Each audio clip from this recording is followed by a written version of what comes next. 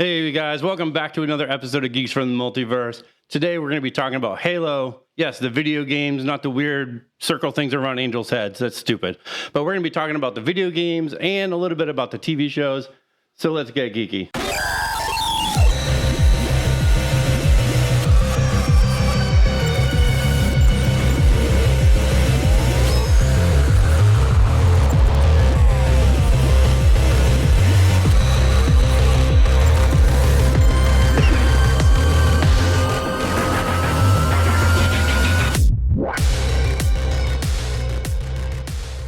What's going on, everybody? Welcome to Geeks From The Multiverse. And if you're joining us now on YouTube, which you can now, because thanks to Google Podcasts, they're no longer a thing now. Sweet. And guess what, boys and girls? It's your boy John, as always. And you know what? I'm sorry to interrupt, Matt. I have to invite/introduce our special guest here. I was getting there. Well, you know what? It's okay. I got it for you, buddy. It's okay.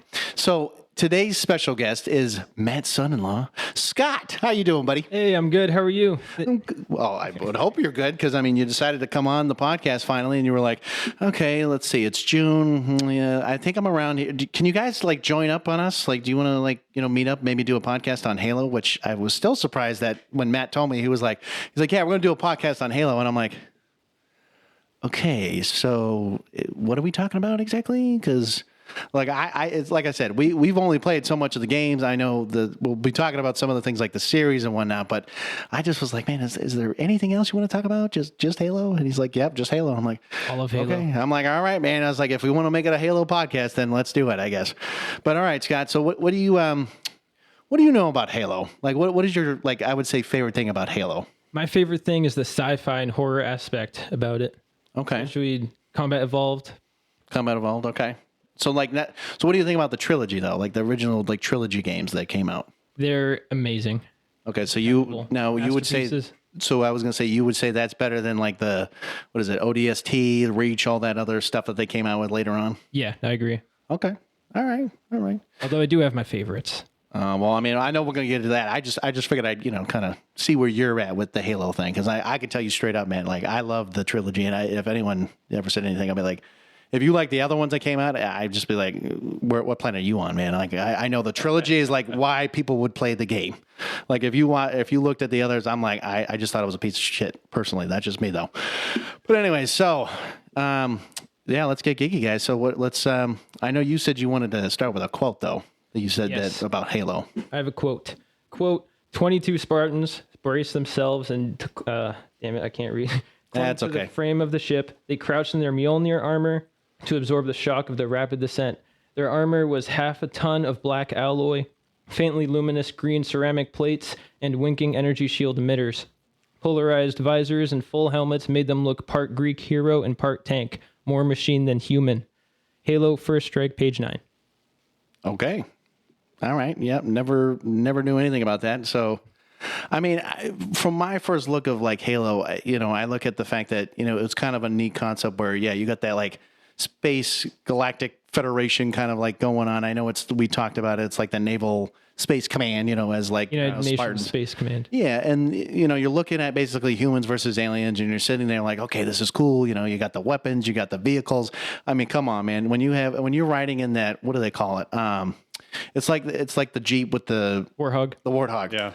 Every time you're riding that thing, you're like, man, I would love to get me one of those and start riding around this. Like, imagine that, man. Imagine people riding around in Warthogs in the middle of like Manchester or something like that. And be like, hey, what's up, guys? I mean, granted, that'd be like, just be like the Purge all over again. But I mean, I was always a fan of the. I think they call it the Needler, which was the gun that shot out the little pink crystal, spike. Yeah, the Needler. So, and I know we talked about that, and I thought it was an interesting gun. I mean, granted, because I like the fact that when they stuck to you, I know it like blew up, so it like made even more damage with it. But like, yeah, I feel like the biggest cheat weapon though was the sniper rifle. That was like the most iconic. Like, you know what? Everyone's like, I got to use it, and you're like, okay, hold on, just stay still.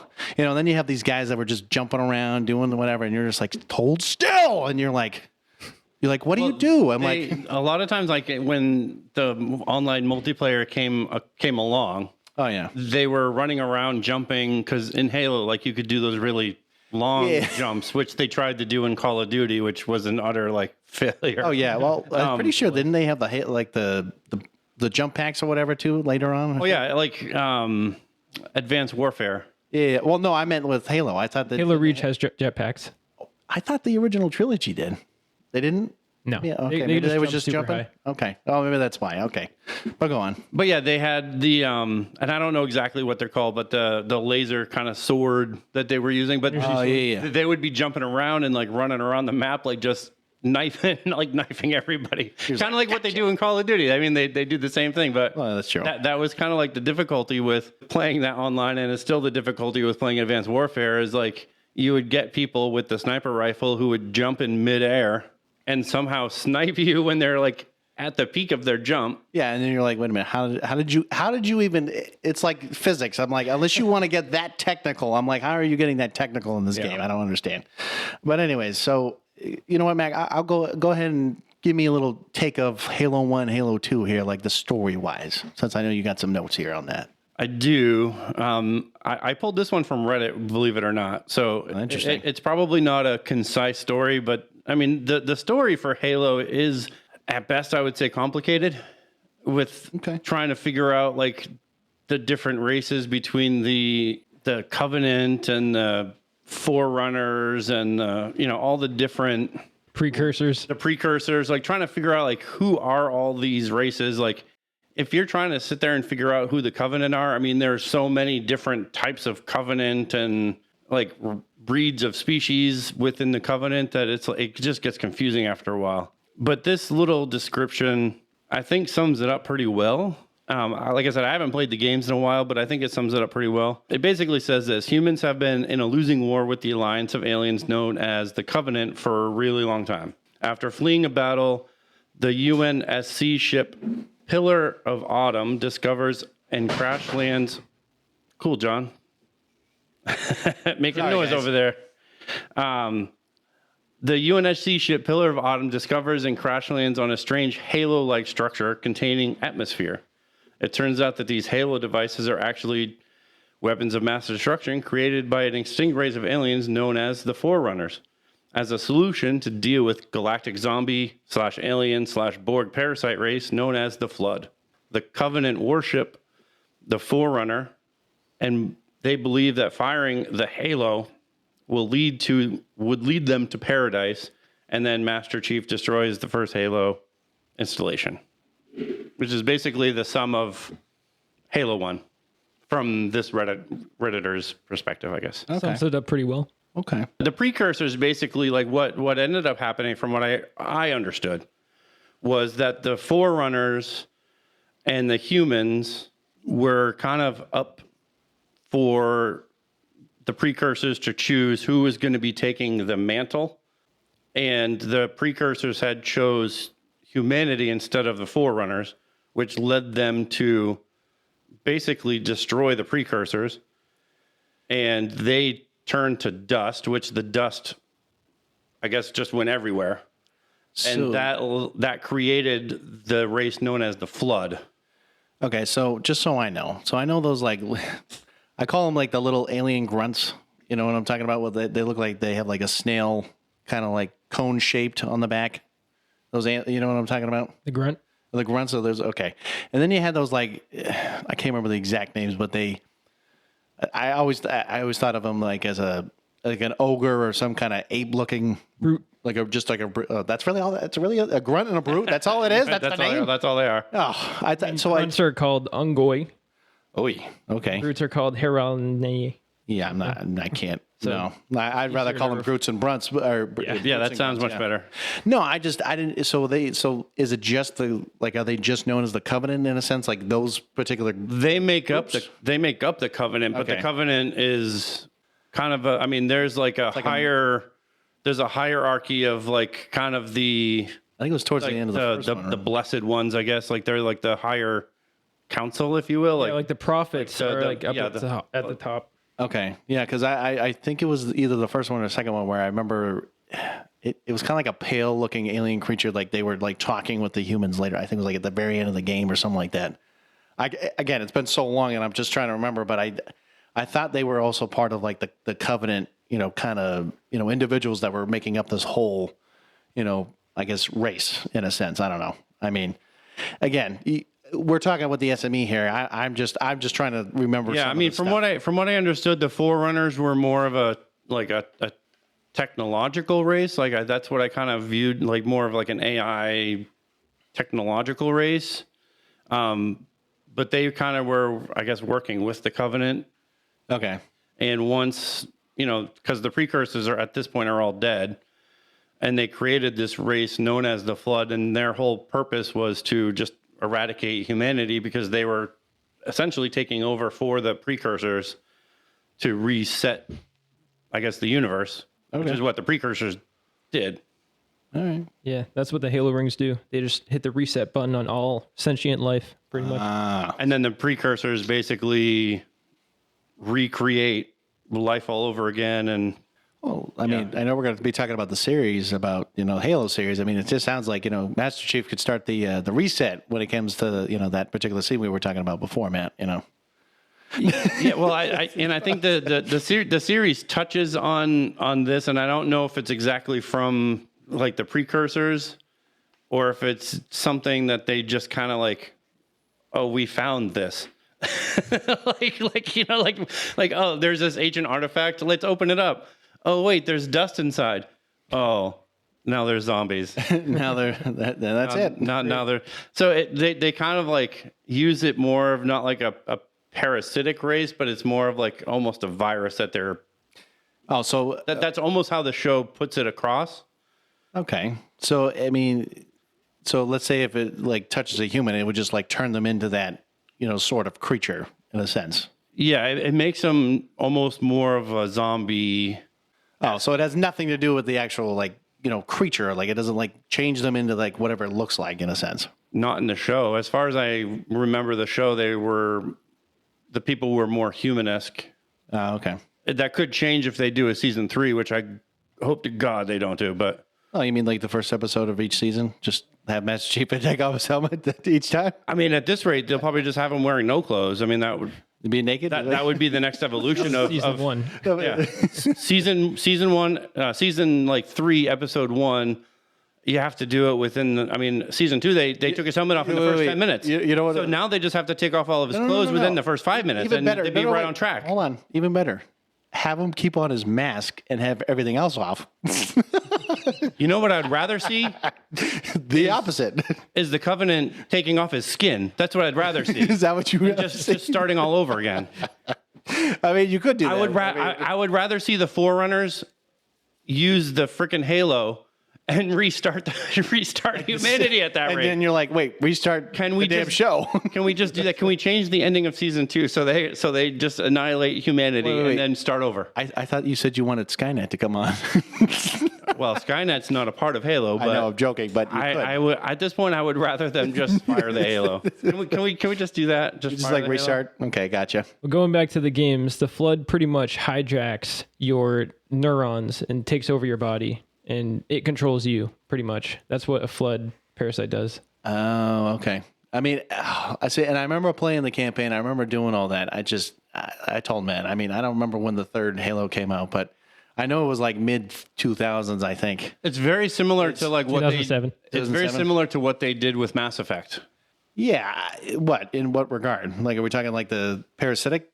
With Mass Effect, there was a race that could take over. They could take over the Geth, but there was a whole nother race that they were taking over, and I forget the name of the race, but there was a whole race, like a species of aliens that they were using to basically control. And it wasn't so much of like, dust from another species. It was more of like the mental, like telepathy and control. But they were using kind of the species to basically take control of the universe. But it's similar in nature. So which one do you think, like whose ideas do you think they stole? Like, do you think Mass Effect stole it, or do you think Halo stole their ideas? Well, seeing that Halo came out way before Mass Effect did, well, I mean, I'm just asking. I would say Mass Effect probably took the idea, but it's not exactly the same. So what I'm hearing is that your favorite game of all time it took ideas from another game, and you just don't want to admit it on the podcast. I gotcha.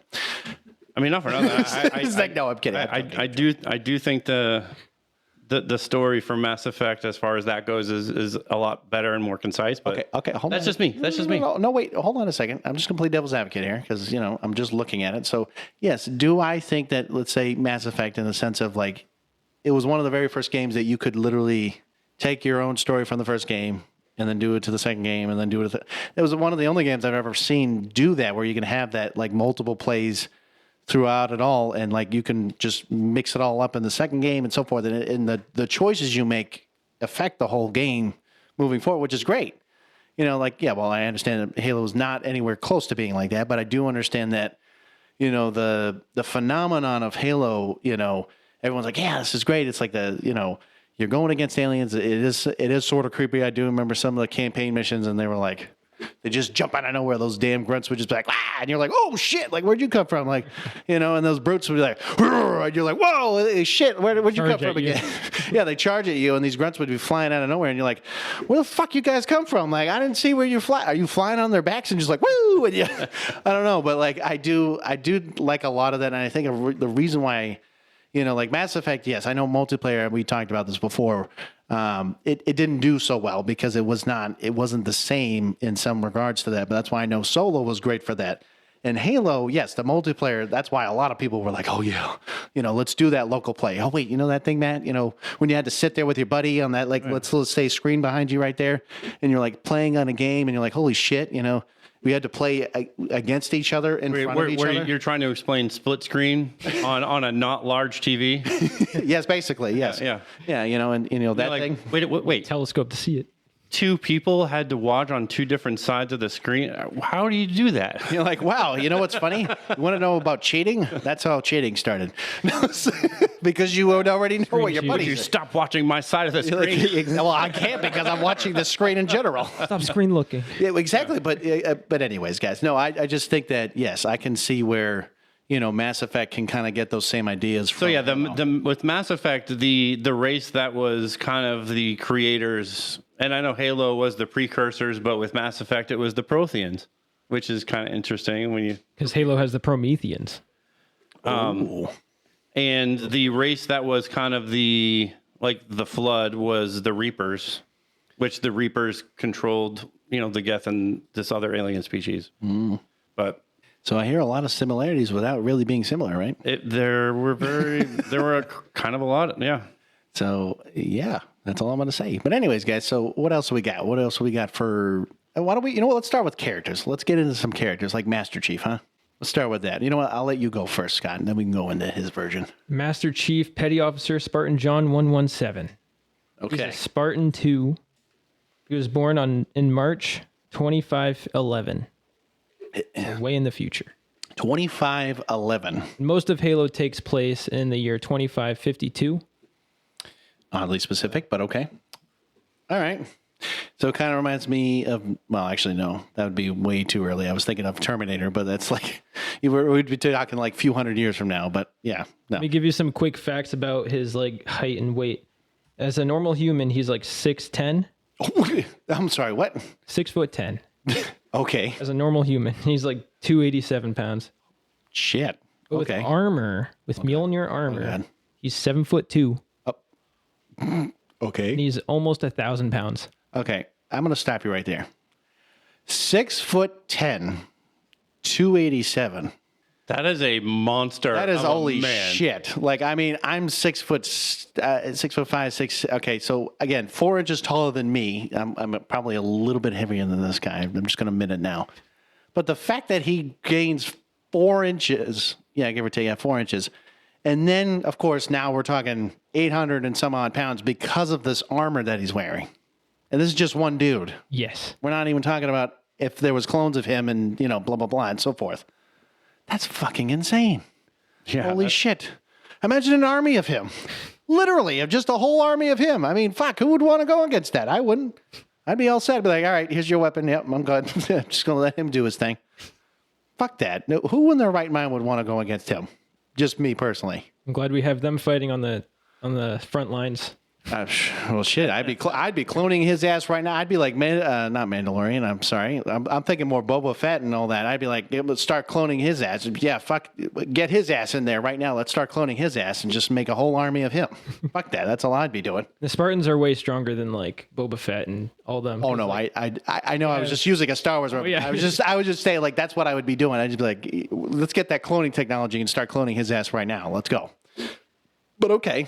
So like I know I said Master Chief was like 7'2", but when we get with the aliens, Oh, here we go. Covenant, the shortest alien is the Grunt. They're like 5.5 feet tall. So I knew how. Yeah, I did see like a little size comparison at one point, and I knew that they were pretty short. I mean, but those guys, I guarantee, if like you had a little horde of them coming after you, I would be all set with trying to verse those little fucks, trying to like come after you and like like. I'm gonna say it, guys. I mean, it'd be like a bunch of midgets just be like, come here, just jump on you, and you're like, what do I do right now? You're like, well, sounds like you're going to get fucked by some midgets. That's just Maybe me. midgets to you, but they're 5.5 feet tall. So Well, they're I mean, almost the height of me. well, yeah. I mean, I get what you're saying. I mean, okay, well then, what's the tallest? Let me go on. The jackals are 6'3" to 6'8". They're like the raptor dudes with the shields. Oh, great. So basically, like me. Okay, great. And All then right. the elites are 7.5 to 8.5 feet tall. Oh, the elites, great. The elites. Okay. And what about those brutes? Brutes are around 9 feet tall, weighing in around 1,000 pounds, 1,500 pounds. Well, no shit. Why we need a bunch of those Master Chiefs, huh? It's like, we need a bunch of those guys just to go against him. Sounds good. All right. We then. have the hunters. They're around 11.5 to 12 feet tall when standing, but around 8 feet tall when in combat mode. So they shorten up a bit, but they're still like towering over most people. So when you say combat mode, are you Hunch like over. okay? Oh, okay. I just want to make sure because when I'm thinking of like combat mode, I wasn't thinking like maybe hunching over. I was thinking like maybe like I don't know, like they're just sitting or they're doing so. I don't know. I just didn't think. All right, Yeah, in the games you only see them in combat mode pretty much, but apparently they can stand. that's pretty. Yeah, no, shit standing. I wouldn't. No, I'm good. I'm all set. Lastly, we have the prophets. They're around 7 feet tall standing and 7.5 feet tall on the floating chair throne. Oh, sitting in a throne. Anyways, I'm not going to go there. But all right. So Matt, what do you got? We got any interesting ones? Maybe like Cortana, maybe the little partner in crime for Master Chief. I mean, I don't have anything in particular of Cortana, but I mean, I know in the game, I mean, Cortana was always Annoying? No, I'm just kidding. No. well. I mean, she was always useful in the game. No, I mean, was only kidding. But yeah, go ahead.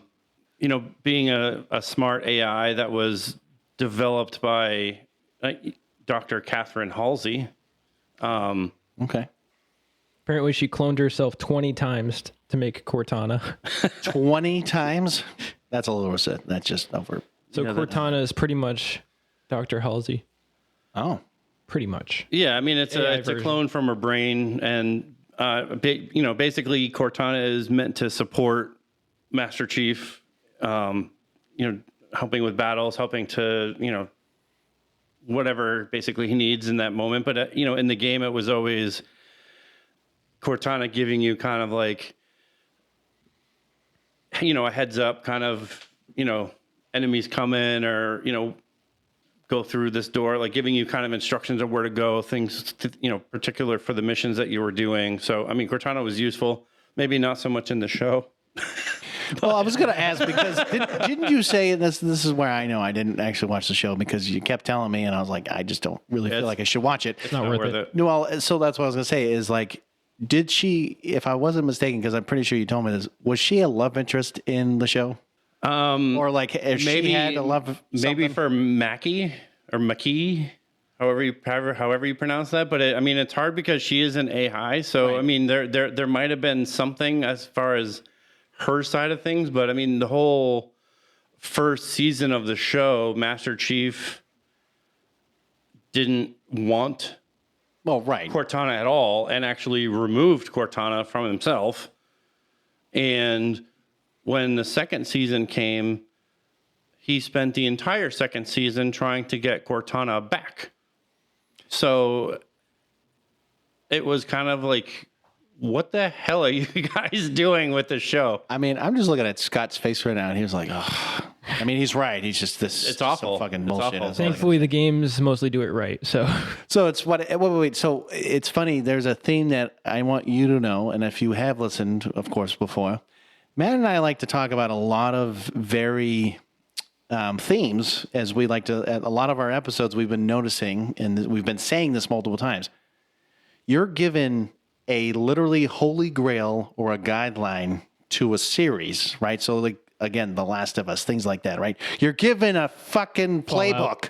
Right. You're given a playbook. We actually talked about this on the way over. That's here. good. Yeah. But you're given a playbook. You're given a guideline. You're given literally everything you ever wanted on a fucking silver platter and saying, here you go. And you can't fucking write a story because you're telling me all the goddamn games that you've come out with, from fucking Halo all the way down to Reach, Infinity, whatever, and you can't fucking make a story because of this shit. It's like an architect giving a blueprint to the construction, design, the manager, designer, whoever the guy that's in charge of like building the actual building. Like you're like, here is the blueprint of the building. Here is what I, Expect you to do. This is what we expect you to build. And then the dude just like, yeah, fuck this. We're not going to do that. We're just going to do what we want. silver timeline, bitches.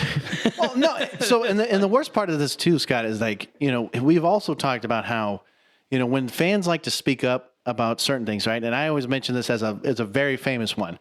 So when you looked at the Sonic movie that came out, right, and they fucking criticized the shit out of the design of it. They did all this stuff. They went back and changed him because of the uproar and shit, and they did it. And it looked awful. And it looked like shit, right? So much better afterwards. But you would think from that moment or from other things like that maybe the fans, right, the ones that are like listening, we know the lore, we know everything about it, we play the games, we do all this shit, we read the fucking books for God's sakes or whatever. We do all this stuff, and we're like, hey, why don't you listen to what we're saying? Because we're not just making this shit up. That's the piece that I'm like, hey, you want followers, you want fans, you want all this shit? Start listening. Start open up your fucking ears and actually be like, this is what it is. Now get with the goddamn program instead of making your own shit. And I'll say it because him and I agree. Look at Alkalite and look at the creators of that show and tell me it's for us, not for anybody the fuck else, and fuck Star Wars fans. There you go. That's exactly how they're playing it moving forward when it comes to other TV shows like that, because they think they know what's best for the fans when they don't even know what the fuck they're doing, or they don't have anybody that is literally going to help them. Like a fucking writer from the damn game could have been on the show and probably could have helped move the show or done something better. Like maybe explain, well, why is Master Chief's helmet off? Well, that's a dumb idea. Get rid of that shit. First off, let's not do that, right? Like, why do we have to take this goddamn helmet off for whatever reason? Doesn't make any sense, correct? It's funny. I mentioned on the way over here, like, I always think back, like, in the first season and especially the second season, the very thing that I go back to is Starship Troopers. Oh, God. And I go to that scene where they're in that training. Oh, the training montage? The training montage where, like, they're I did my part. They're using live rounds and they're going through their training and everything, and this one dude's helmet like is malfunctioning. Oh yeah. And so the soldier that's next to him is like, well, take it off, let me look at it. And immediately when he takes it off, somebody shoots his literal head off his body. And I keep thinking back to that one scene. I mean, I absolutely love Starship Troopers. Like, if they like, granted the sequels suck ass, but the original movie was like, when it came out, like it was like it. I still watch it today. Like it's still awesome. Oh, it's still funny as hell. I know. It's still awesome. But like I think back to that scene and I go, knowing how serious of a character Master Chief is. Mm-hmm. Why the fuck would somebody like that take his helmet off on a battlefield? Not once. Makes no sense. Not once. Twice. No, and I already told you this. I mean, if you were, let me put it this way. Let's do a little scenario real quick. So if you're in a goddamn war zone, okay, and you think to yourself, hey, I'm just gonna walk out, no problem. Let's say you're my height, okay, 6'6". Now I'm not even gonna say 6'10", 7'2", whatever the fuck Master Chief is, even with armor, right? So if you're even my height and you're walking around and you're, not having a helmet on, you're not having shit to protect you, and you're just, fuck it, you're wearing basically whatever you're wearing right now, and you're just walking out with a gun. You're telling me that the enemy's like, oh, look at that son of a bitch. I'm going to blow his fucking brains out right now. You dumbass, you don't have anything to protect you with. Like, why would you think that that's safe? Right. And so, like, the same thing with Master Chief. He's got all this fucking armor, like, literally everything else. And he's like, oh, you know what? Fuck it. Let's take off my helmet. Like, I never said that it's probably easy to breathe in that fucking thing, But at the same damn time, if in the games you don't ever take your fucking helmet off, because that is the whole point. It's this mysterious character, right? Then keep it that way. It's a fucking TV show. You're supposed to keep it on, leave it alone. Don't ever take it the fuck off. End of story. Like I said, I said it to you, I think, before. I can see if the character himself is simply just walking around like the UNSC like headquarters or base, or they're in like a mission prep or whatever. Well, I can see it in that moment. But like what they did in season 2 was, he takes his helmet off, and then for the next like 7 episodes, the guy that was in charge basically takes all of the armors away from all of them. So none of the Spartans that are in the show, I mean, they all die except for him anyways, and the other one. And he goes 7 episodes with no armor whatsoever. So I think it was I don't know if it was in the first or second game, but it was like, and this is where I was trying to figure this out too. Maybe you can help me out. I know in the first game there was I can't remember his name. I know he was the only black dude in the game. I don't remember there was any other like black. Sergeant Johnson. Yes, yeah. It basically looked like a Marine grunt or whatever. He's like always yelling at you. Okay, Got so a cigar. Yeah, yes. That's good. There you go. That's who I was trying to think of. So because I know what later on, like there was some point in the game, I think he was wearing like, it was like kind of like dress whites. They were like really nice kind of clothing. And of course, Master Chief was the only one that was still in his armor. Like maybe depending on where you were in that scene or whatever, like if you were like, hey, maybe this could be a good time. Like that's different where you can be like, hey, we're formally dressing up. We're doing this and that. Yeah, like they're at a ceremony. Right. Or there's something like even military standards. Like that's what I would think you would do. Like you would be wearing stuff like that. But, like you said, if you're in the middle of a fucking war zone, no, I'm like, okay, let me take off my helmet. No problem. Shoot me right in the fucking head. Like it's all good.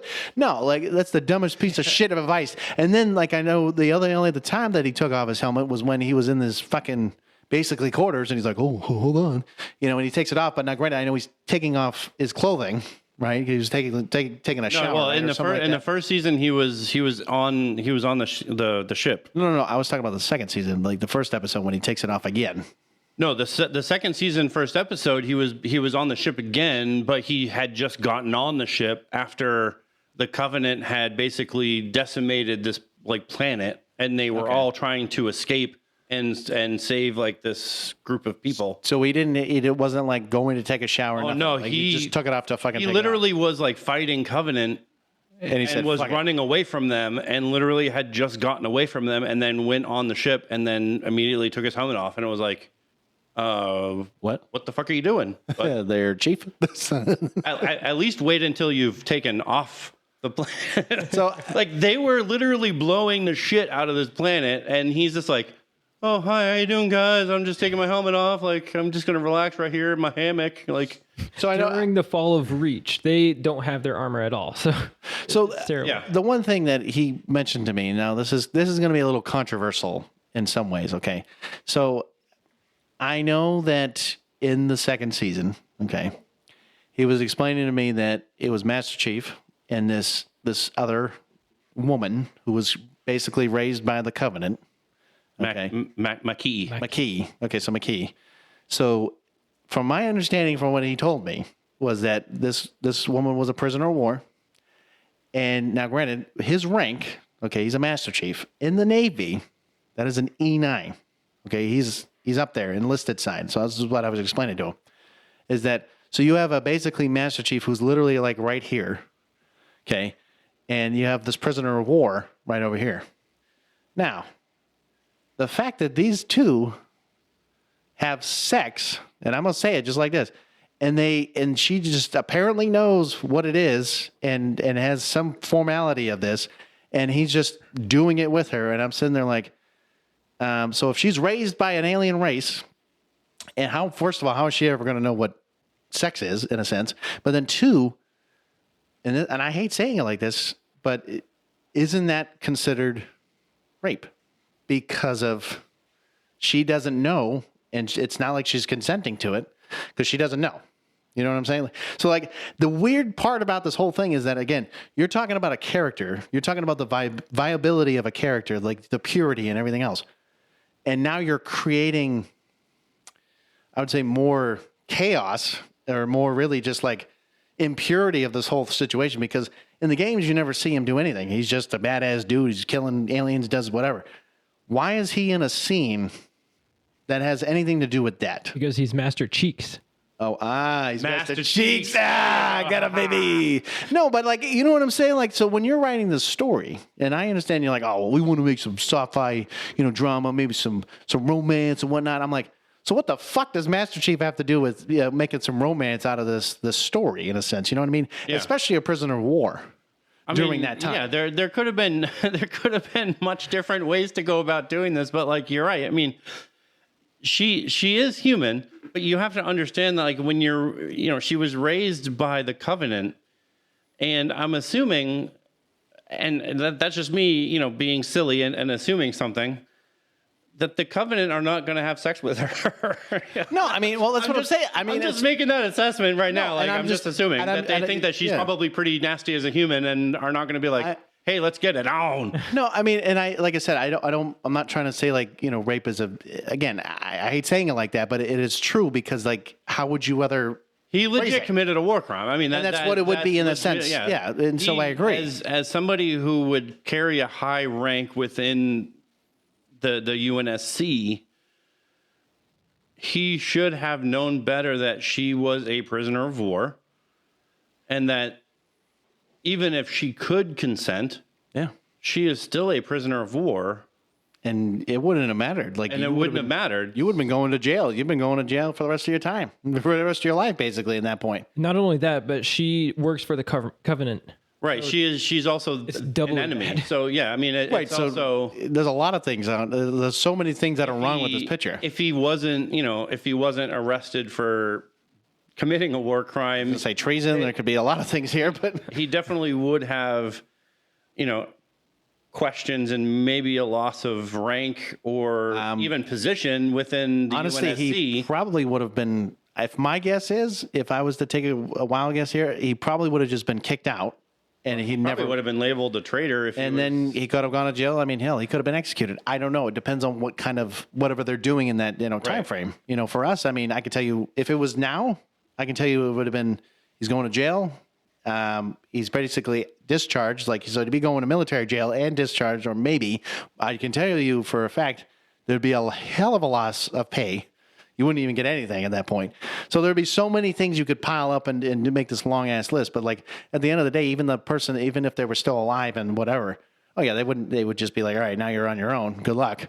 Because there would, you know what I mean? Like, so now you're already a loss of pay. You already have, you're discharged, you're all these other things. And it's like, at that point, I mean, no offense. I mean, some people would just be like, all right, I'm done. So, and I hate to say it, but suicide or something like that. At that point, like, what would you do? Because you can't do anything. You've already wasted all your time doing this. Yeah. I know it was a long spew, but I'm just saying, like, there's so many things wrong with this scenario that I was like, why are we even thinking about in a story like this that has no reason to bring something up like this, unless it was something that was imperative to the story? Yeah, this is something the show did. And I can tell you, like, in the show, there's like a certain chip, I believe, that is implanted in all of them that basically limits the their emotions. It's a chip implanted in the Spartans. Yeah. And what he does in the show is he removes it. And in the first season, when he first removes it, like, that's where he starts like having those feelings of like fear. And okay. So it's like in the games, well, we don't ever you don't ever see that, because he's basically just an emotionless character. In the whole first game, like, you barely hear him speak, and that was done on purpose, right? I with think it was the intent of making the person who was playing the game feel like they were Master Chief. So I find it interesting. So they had to basically implant a chip which would basically numb everything in your body, in a sense, to just no matter what it was, fear, emotions, everything else. And then all of a sudden, this guy, like, I'm going to throw this out of there. We're going to feel all that again. And now he's like, wow, I can feel again. Like I can love, man. I can have a relationship. Like, what is this? Like, first of all, like I said, why would you even consider doing that unless, like I said, unless it was making sense to the story? I can love. I mean, I can love again. There is a blonde woman in the prison right now. You're like, wow, this is some great shit going on here. I tell you what, boy, like, you know what I mean? Like, it's weird. Like, why would you consider doing that in a game or really she the probably series? hasn't showered in years, but I don't care. I'm gonna get on it. I'm gonna get on it. Let's go. All 6'10", 287. I'm gonna get on it. You know, woo. No, I'm just, but it's for real though. Like, right, when you look at Halo, it's like you don't think of all this other shit that comes with it, right? Because you're thinking, you know, if like I said, if I was just looking at the first 3 games, like, you know, you're looking at that story progression, you're looking at how like the new characters come in, all this other stuff. Like, it doesn't, to me, like, especially when you're introducing Master Chief for the first time on live action, you know, and you're like, oh, we're just gonna, you know, just do some things that we're just gonna like randomly, doesn't make any sense whatsoever, and it's like, then why would you even consider that, or why would you even think that? Well, first of all, maybe you should talk to your fucking, you know, human writers that apparently don't have any creativity. And I need you to go on ChatGPT, and I guarantee you that's going to have a better script than what you're about to make me right now. That's for starters, because Matt and I agree that once ChatGPT takes over the writing scheme of shows, then, you know, some things actually might make more sense. You know the problem with Halo, John. And, Please tell me. Go ahead. What grinds your gears, buddy? In today's Hollywood setting, and we've talked about this recently. You know, I'm actually looking at this site. Of course it is. haloinvolved.co or CO, whatever, you know, however you want to say that. I think it's like a European. And I'm going through like this character list, and it's like, you know, Jerome Douglas. Like, there's a few women here and there, but when they wear the Spartan armor, you can't tell. No, you're right. That they're female. So even when you're saying like, oh, it's like Fred 104 and Linda 058 and Kelly 087 and you know, Alice 130. Like, with the armor, unless you're putting boobs on the armor, like, you can't tell that they're women. No, hold on. Unless you went like this over the armor, but you're right. I mean, so what you literally can't tell. So most of them, it's like Jorge, Carter, you know, Jerome, like. Well, even if you had Kelly, I mean, you look at certain names. I mean, you could make that either a male or female. It doesn't matter. And when you get to the Covenant, like, you're obviously, you can't tell whether they're male or female. Not that it should care, like, you should care whether they are or not. But like, I don't know, with what they're using, you know, and we've said it, you know, they've clearly weaponized DEI. Oh, here we go. Well, why don't you explain it to Scott first? You just can't have a show like this where 90% of your characters, granted, not every one of these characters are white males, but like, all of them are males. 90% of these characters are male. So what we're DEI, right? So I know some of you, if you've already heard some of the previous ones, really it's the diversity. What was it? Diversity, inclusion, and equity. So really, what's that? DEI. Yeah, DEI. So the problem is, I just did it backwards, but the thing is about this is that, yes, Hollywood is now doing it where whether it's a TV show or movie or whatever the case is, right? So the Oscars is a big one. So what they're doing is now if you want to have a best motion picture, you need to follow certain qualifications regarding certain outlines. So like, for example, what Matt was just saying, if you're a white dude, literally, if you're a white male in general, and don't have a certain quality, you're already eliminated, that's for sure. You're not even going to be in it. So, for example, right, so if you're considered the best, you know, actor or actress, right, so you basically need, and I'm going to say it, you're going to need to be black, you know, of course, a female. It could be, you know, what was it, Islander, you know, basically any race or gender or whatever that's basically part not of the represented. LGBTQ community or part of the disabled community. Like, there's a whole list, and it goes, you know, I mean, for best picture, like, it goes deeper. Like, we're talking, you know, creative leadership teams need to have somebody who's, you know, part of that ethnic or diverse group.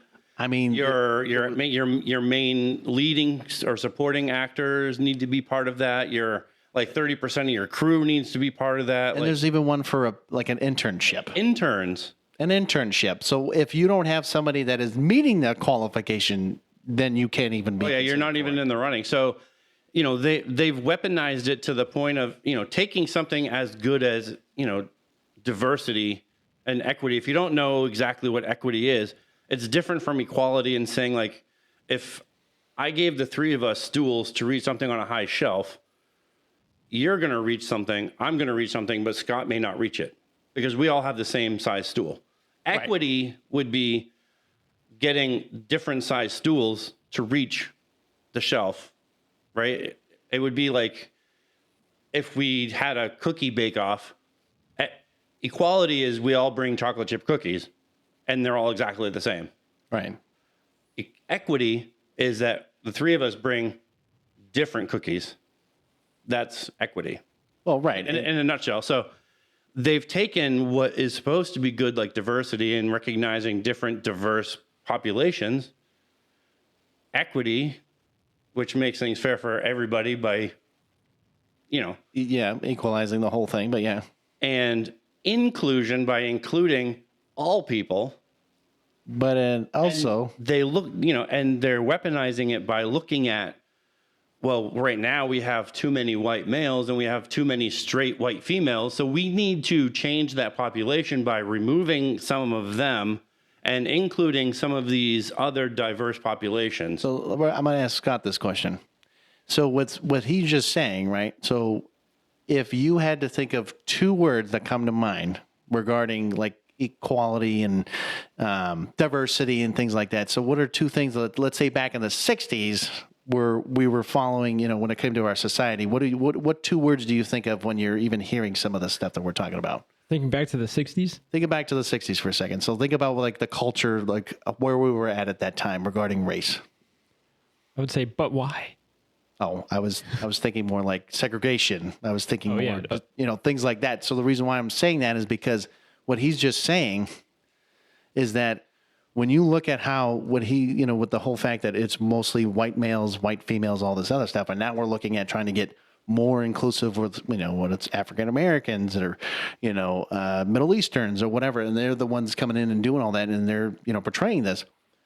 So basically what I'm hearing is like we're not really equalizing the whole thing. We're really just saying we want them at the forefront. And then, of course, now we're saying that white people or Caucasian, whatever you want to call, we're going to be stepping aside and we're going to let them, kind of take the lead. So that's why I'm saying, so like at the same time, when you're talking about equality, well, let me rephrase that, equity, right? And you're talking about diversity and inclusion, right? So really it's more exclusion, right, of certain individuals. Pretty much. Right. And you're diversifying, but really it's kind of, and I'll say it's segregating in a sense, because now you're saying, okay, we want them to be front. And now we're saying white people come back here. I'm not saying that it's, right or wrong, whatever the case is, but if you're looking at it as a diversity standpoint, and we're talking about how we want everyone to be together, you know what I'm saying? So like to include everyone. Correct. And so like when we were joking around one time, we even said, we could have a story about some dog taking a shit on the side of the road. Okay. Now, when it comes to the best movie, right? And we can make that a forerunner. It might not make any fucking sense whatsoever, story, whatever. It could be the stupidest looking movie you'd ever seen in your life.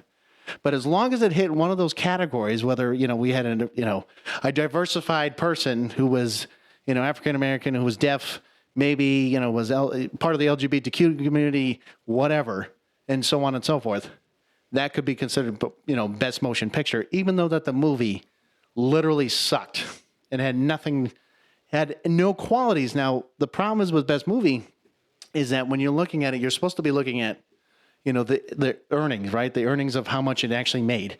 The story, like did it use visual effects versus like practical, so on and so forth. So you look at all that and you're like, wow, this is a really great movie because it makes sense, right? As a movie wise. So when you're not even looking at that and you're only worried about the diversity of who you've had on your cast or, your interns or whatever the hell it is, how is that even going to help you, in the movies nowadays, right? Yeah, it takes the focus away from what should be the focus, like the story and the characters and the development of the characters and... Well, yeah, and everything else that you'd be looking at, because really I care about, is the story great? is that going to be a best contender for the best motion picture of the year? You know, when you looked at, and I say it, but you look at, like I said, like Endgame, right? I mean, it is still, again, top 3 best-selling movies of all time. Okay, I'm just saying. I mean, now granted, yeah, there's some diversity. Don't get me wrong. There was definitely different people and all kinds of stuff, and that probably would have made that category no problem. But look at a lot of other movies.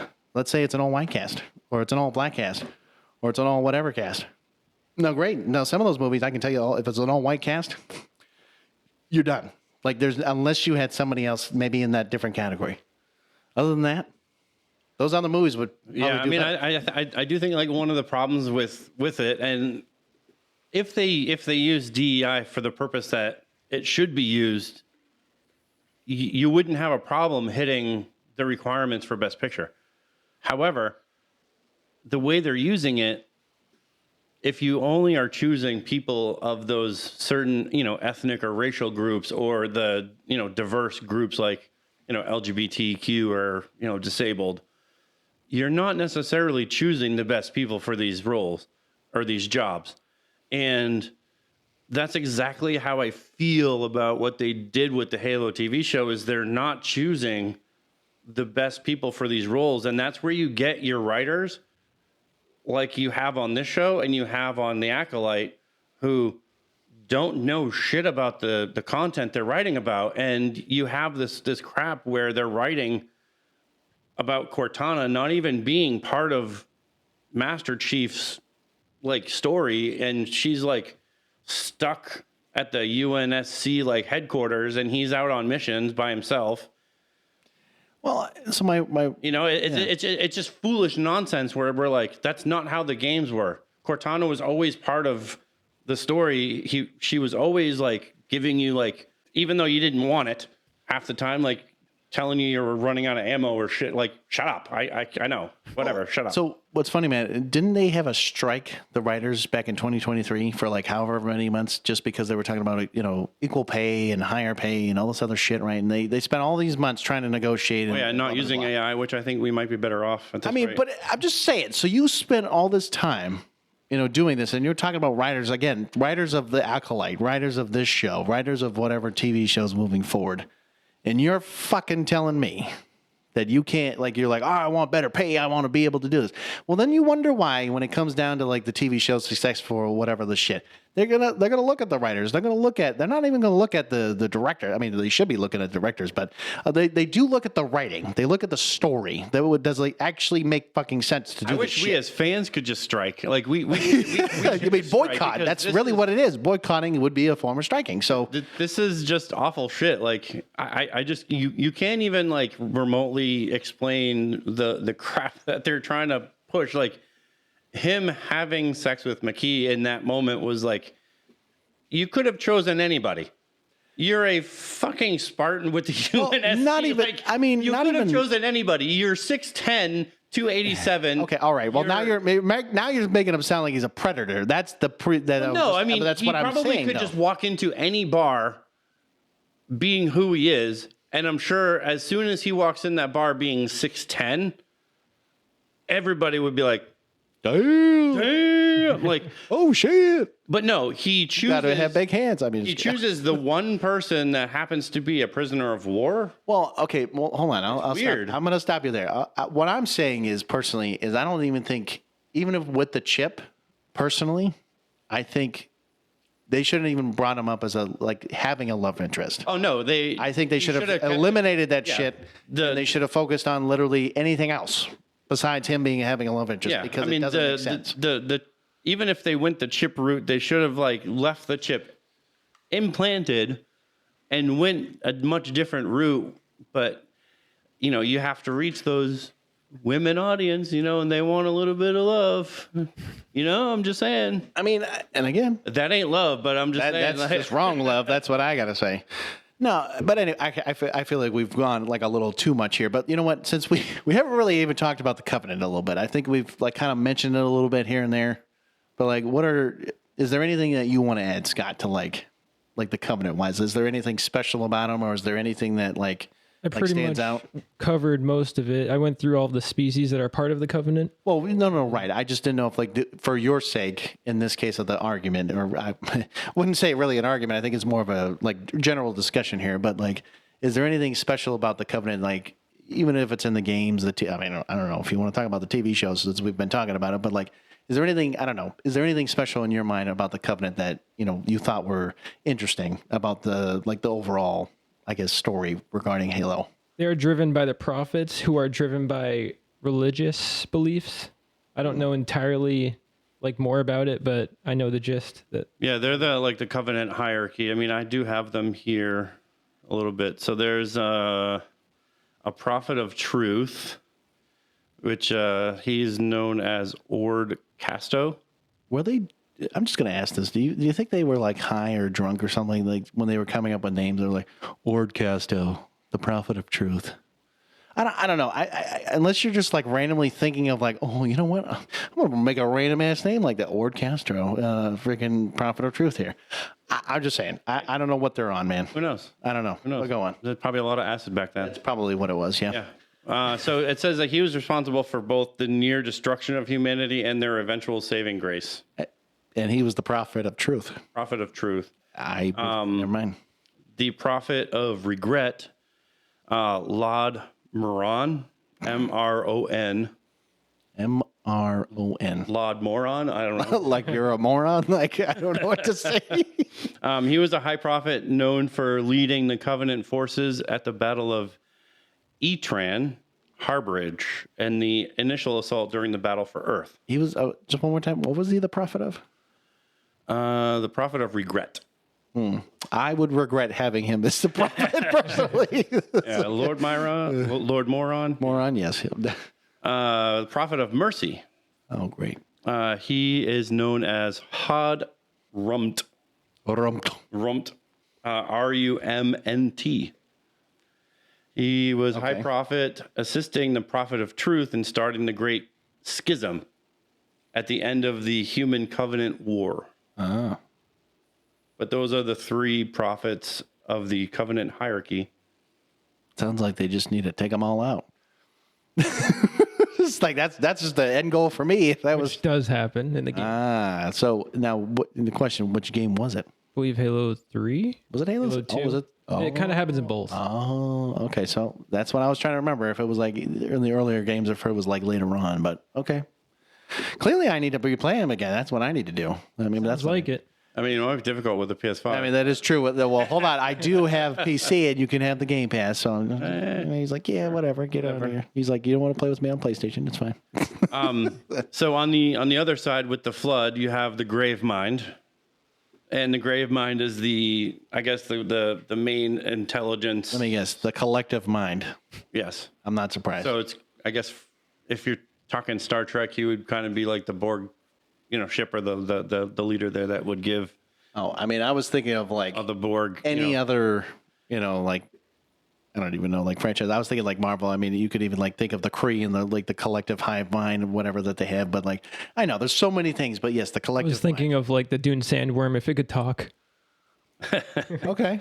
All right. Well, and it's the same thing with the Reapers too. I mean, the Reapers do the same thing in Mass Effect, where they share a consciousness with all of its parts, and then the entities that the Flood has consumed.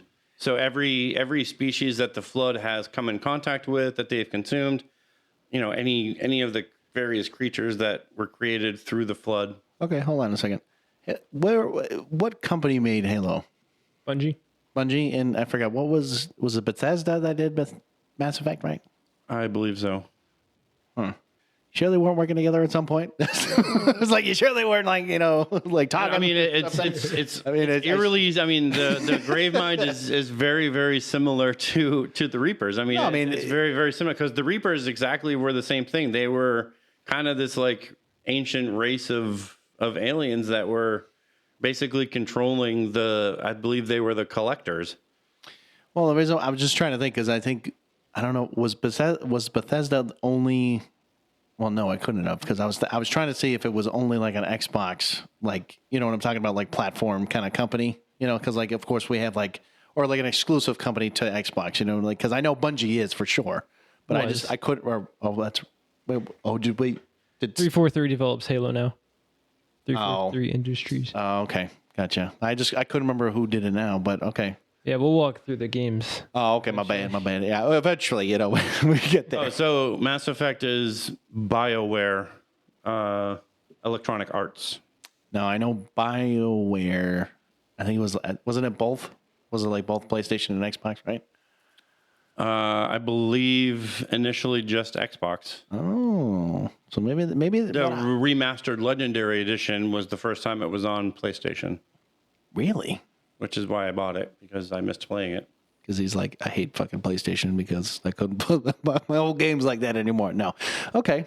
All right. No, I was just curious. I didn't know if like they, I'm just saying, maybe they were just in a board meeting one day. We're like, oh, I have a great idea for this. Wow, I'm going to spend some time building another game called Mass Effect. You remember Halo? I think we can build a game just like it. But even better. No, I'm kidding. I mean, I don't know. Are you kidding? I mean, I do like Mass Effect only because I felt like it was more of the role-playing aspect of it I liked better than I did with. I mean, Halo was just kind of straight out combat first-person shooter. Well, yeah. To me, I mean, it was really That's the heavily main difference. Mass Effect was so much more different, where there was, conversation. You could bring it somewhere with the good and the bad, and It was a role-playing campaign, really, like a solo campaign, really game where Halo was kind of like, it had a mix of both, but really it was more towards the multiplayer side of the house, eventually with later on. But yeah. And then Mass Effect, obviously when the second and the third game came in and your ability to kind of evolve that same character even further with the second and third game, it's different than the Halo games where you're literally, I mean, for the most part, playing that same character. Yeah. I mean, it's not like you're changing the look or you're not doing anything differently. It's just, okay, jump in the game. Let's find out the campaign. Yeah. Okay. All right. Let's see. What do we got? What do we got here? You know what? Let's talk about the game, since clearly, that's a big part of this really debate or discussion we're having. I only call it a debate because I know we've kind of been like, oh, which one's better, Mass Effect or Halo here? But I know it's really about Halo today. But yeah, go ahead. You go ahead and take us, about the games and kind of like, just I guess general overview, I guess, of the whole thing. The game that started it all came out in 2001. Halo Combat Evolved, developed by Bungie. So I didn't realize it was just called. I thought it was honestly just called Halo. I didn't realize it had the Combat Evolved was the second piece to that. Well, I think it was originally going to be called Halo, but Microsoft was like, you got to add something onto that because, like, what's that? Halo. That's it. And you're like, okay, well, then you look at Halo 2, 3, and 4. There's no other titles with it. Just saying. Yeah, well, I mean, it wasn't just Halo. I mean, they had the Combat Evolved title with it, so it wasn't just like Halo 1, like it was actually Halo Combat Evolved. Oh, no, I understand, but I think at the time for me, like, I honestly just noted it as Halo. Like, you know what I mean? Like, nothing about Combat Evolved, Yeah, and I think most people just kind of ignored that Combat Evolved anyway. I mean, it is just a Halo, What are you playing, man? I'm playing Halo, bruh. You ready to jump on? Yo, I'm playing Halo Combat Evolved. Bruh, you want to jump on my split screen real quick? Yeah.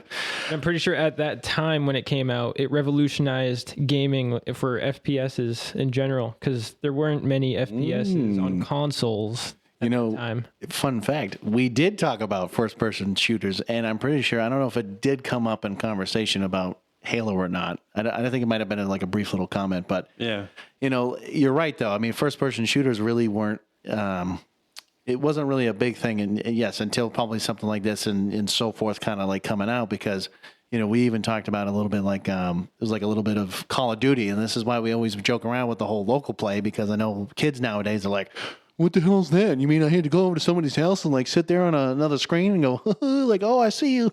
Yeah, like you had to do that. Like you had to sit there and, well, this is really old school, like dusting off the old cartridge and putting it back in. But yeah, if I'm not, I mean, I'm not. When I bought my Xbox, I bought, I saved up the cash for it. And he bought it on his own money. Yes. But as far as I remember, Back in my day, I tell you what, boy. Back in my day, we walked to the store. Now, back. I'm not gonna even go there.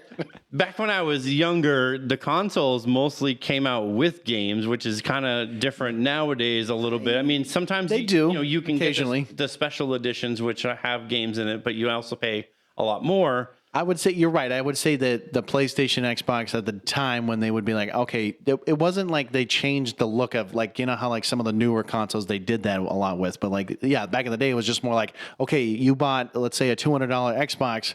Okay, we're going to give you Halo and we might give you something else. Right. And like, they all came with like either one game or two games. And I believe the original Xbox came with Halo. Yeah, it could have been. I mean, it was around that same time. So, you know, most of the time when you buy your Xbox, it can't. I mean, if you bought it much later, it probably didn't come with Halo. It probably came with something else. But no, you probably go to like again GameStop or something like that to, you know, oh thanks, just gonna go pick up a copy. So I mean, Halo probably was one of those first games that people played, and I know like I played it because my Xbox came with it. You know, Absolutely. Just a game, you know, it was a great game. But before then, I mean, you had probably games where you're probably playing GoldenEye on your N64. Ooh, here you go. You know, you're playing, and this is probably a lot of pre-Call of Duty, because I don't know if Call of Duty came out before Halo did, but I don't know. You know what? You go ahead. Keep talking about this. I'll look up that. If Call of Duty came out before Halo did, it certainly wasn't a multiplayer like Halo. You know, I mean, I don't even think Halo was a multiplayer. It was probably local play, but yeah, it was all local play at that time. And I'm assuming Call of Duty probably would have been the same. But I mean, if you're looking at games like, you know, the N64 GoldenEye, and then you compare it to Halo, it's light years better. I mean, even when you're looking at, you know, maybe the newer versions of Doom to the older versions of Doom, it's like night and day between like how you turn your character and how you bring your weapons up and how you switch the weapons and, you know, the weapons themselves and how detailed everything is. So I just looked it up. So the very first Call of Duty game that was just known as Call of Duty and nothing else, because I do remember this game very well. It came out in 2003. It was actually October 29th of 2003. So it came out 2 years after the whole Halo. So really, I would say in a sense, yeah, Halo kind of drove that, you know, kind of narrative to where we are seeing first-person shooters now. I mean, now don't get me wrong. Yes, you see, you know, GoldenEye and things like that. I mean, back in the day, there was first-person shooters, but we're talking a more modern, you know, maybe take on a lot of this, you know, customization, you know, doing that, like the local play in a sense. Well, I mean, local play was always a thing with, you know, GoldenEye and shit like that. But like, I would say probably more modern in some ways, but also like the graphics, things like that. It kind of like drove that kind of towards where we are today. But, you know, you looking at Halo 2, right? You know, and Halo 3, you know, the true OG trilogy here, you know, in the stories. I mean, I think there might have been maybe a couple, if I'm not mistaken, like maybe some customization little pieces here and there, but like, I mean, there really, for me, from what I can remember off the top of my head, I don't think there was a whole lot of like differences. Maybe the graphics, maybe like certain, you know, of course the campaigns and shit like that, but like there wasn't a whole lot of differences per se. You know, maybe like I said, the graphics, maybe some of the stories, some of the whatever, but it wasn't like it was a revolutionary. Oh my God, it's the new Halo. We got to play it. We're going to customize everything. We're going to make us look, you know, really super today. Like, I really have no idea why I said that, but, you know, whatever. Like, you weren't making it. Well, and I think special. that's what it became once they did the multiplayer and, you know, you had people, you know, making their armors like pink. Yeah, and like the different colors and shit. Yeah. It was like all weird. Like, was it 3 though that started that? Because I think so. Yeah, because I want to say if it came out, you said it was 2007, give or take? Yep. So, yeah, that sounds about right, because that was, 360, kind of the hype and everything else. So that would make sense, because everything after that, I don't even remember Halo 4, to be honest. I couldn't even tell you what it was about or who the fuck and whatever else. But you go ahead, Scott. I'm going to let you take that one. I mean, I think Halo 4 was one of the, I mean, as far as like the original trilogy goes, I think Halo 4 was probably one of the bigger ones. Well, not that but that's the problem. I mean, like, you know, you got the first 2. I mean, granted, that would still be considered local play. You know, once you got into the third one, that was really the, you know, that next step of like, hey, you can actually play online with your buddies. I believe Halo 2 had online multiplayer. It was like the first Halo game that had it. Really? It was really big at that time.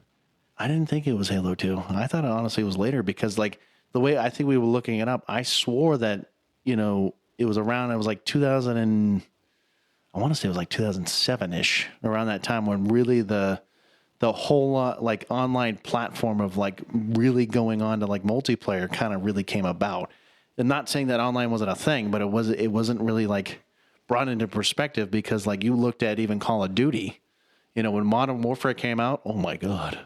People were like, get on there. We're going to shoot some shit. We're going to blow shit up, and we're doing it as a team now, where before it was just like, you got to come over to my house and we're going to play it on like on my thing here. Or like even when Medal of Honor was a thing and people were playing it literally on local play. Guess what? They tried that once. It was called Medal of Honor. I think it was like something.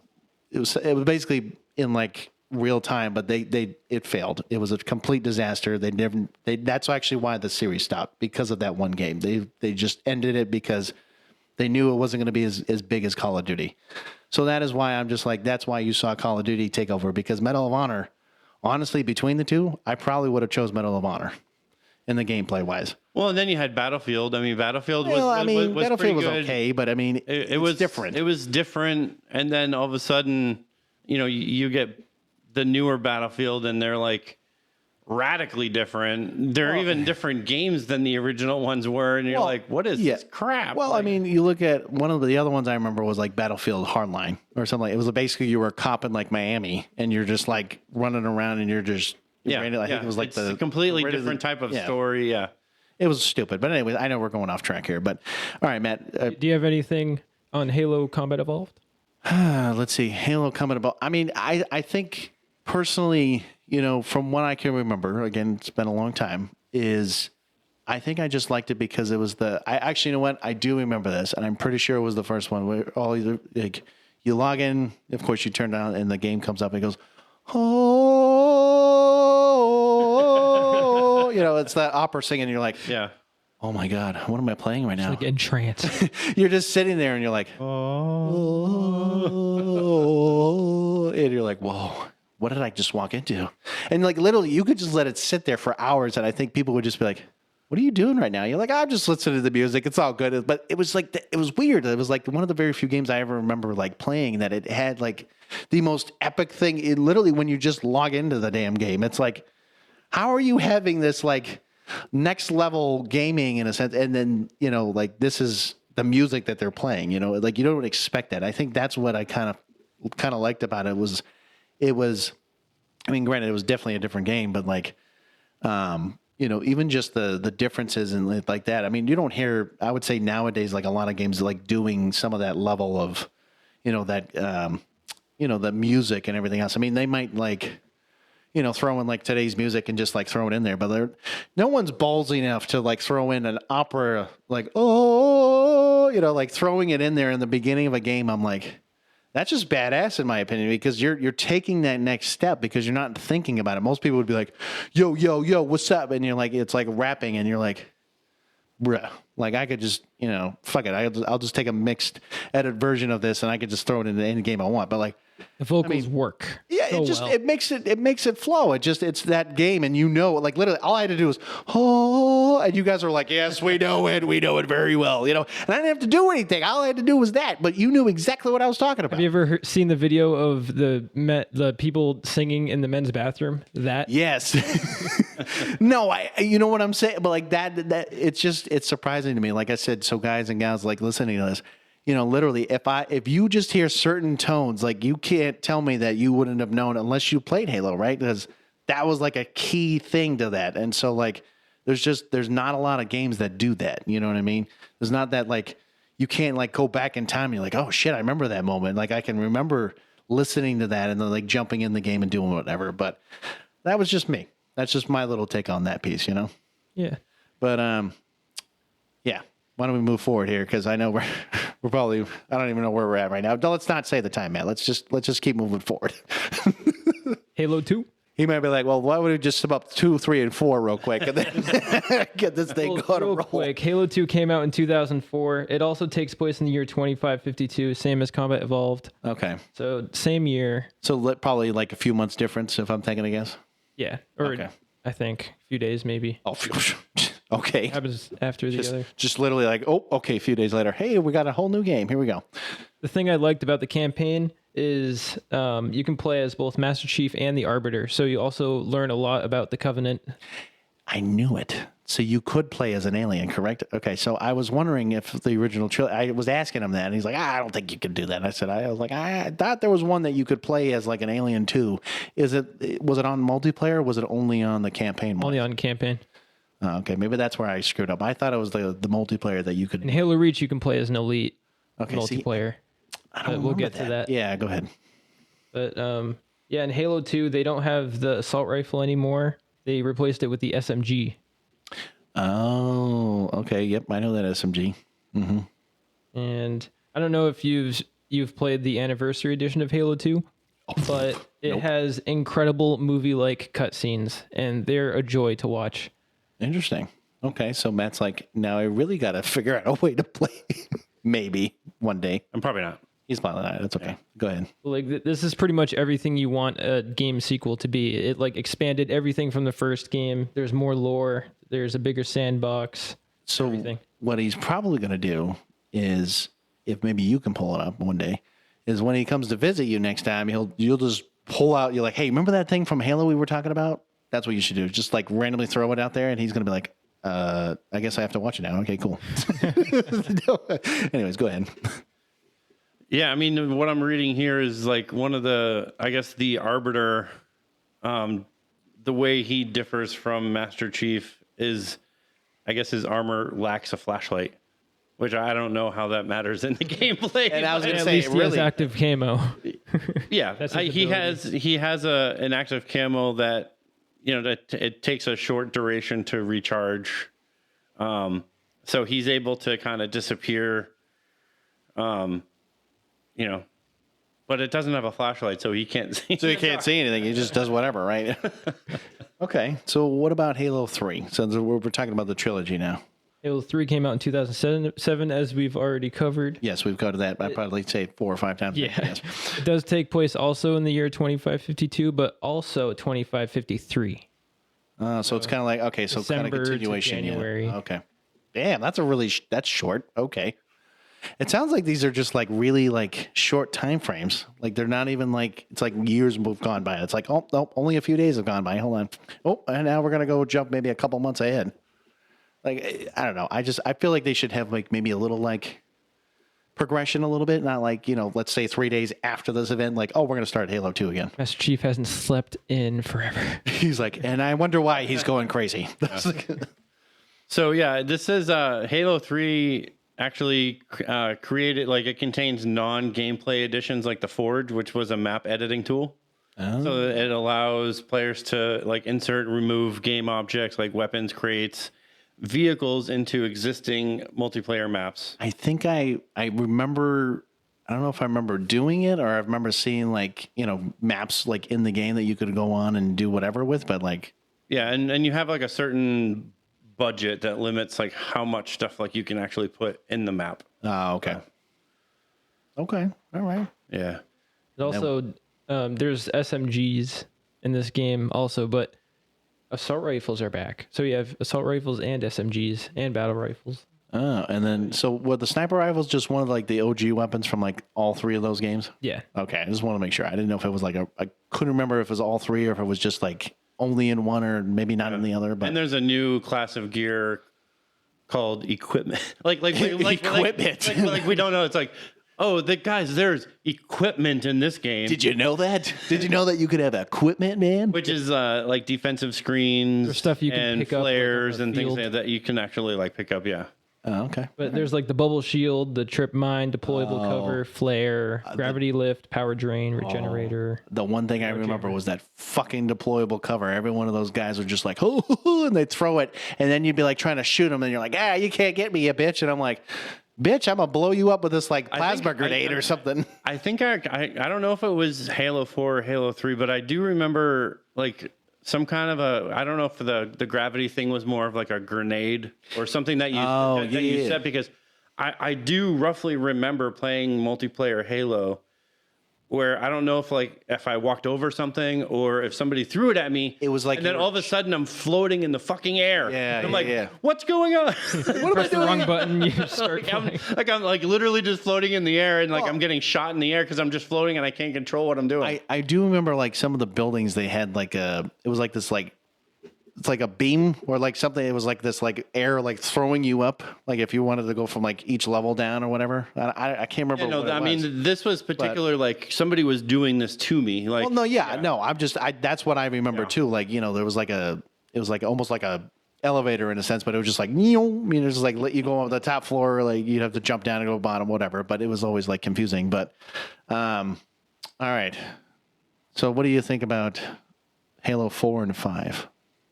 Well, Halo 3 came out and Halo 3 ODST came out Oh, here we go. 2007. not 2007, 2009. Oh, okay. Oh, sorry. So you probably have the right way of this. I'm just kind of looking at it and I'm like, oh. And Halo 3 ODST takes place during a Halo 2 mission, Metropolis. Oh, so it goes back in time. Pretty in much. a sense. Okay. And this was when Bungie was like, damn, we got to develop 2 more games. Oh, fine. But it won't be about Master Chief. So that's what they did. They focused on the ODSTs and Halo Reach next.